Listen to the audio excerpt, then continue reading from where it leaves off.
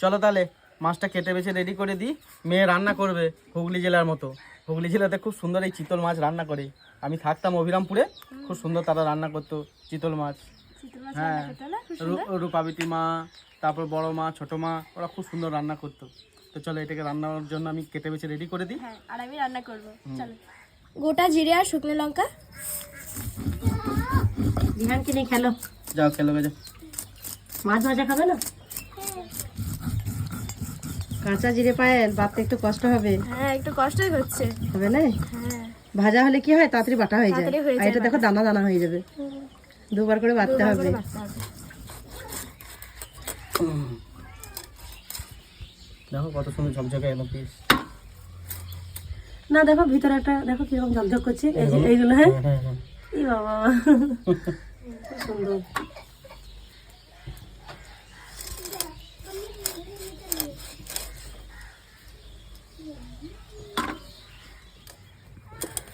চিতল মাছের পেটিটাই মেন।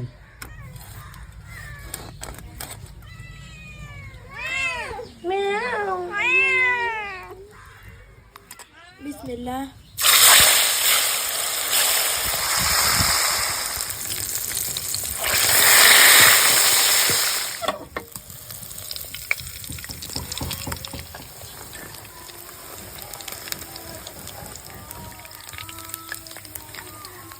মাছগুলো খুব সুন্দর করে ভেজে নিয়েছি। এবার চলো রান্নাটা শুরু করি। 5 ফোড়ন আর শুকনো লঙ্কা,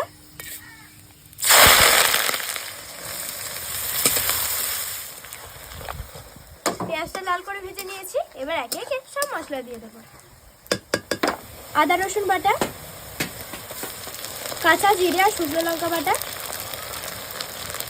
হলুদ গুঁড়ো, লঙ্কা গুঁড়ো, স্বাদ মতো লবণ,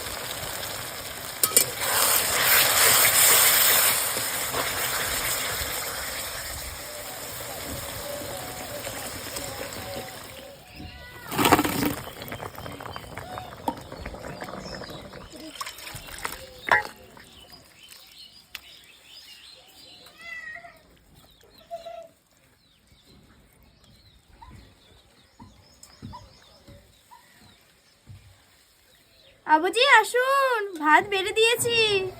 বিসমিল্লাহ।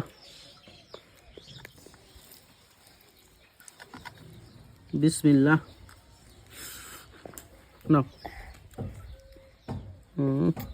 সুপার টেস্টি করে দাও। বেটা সুপার টেস্টি করে দাও। হ্যাঁ গো। হুম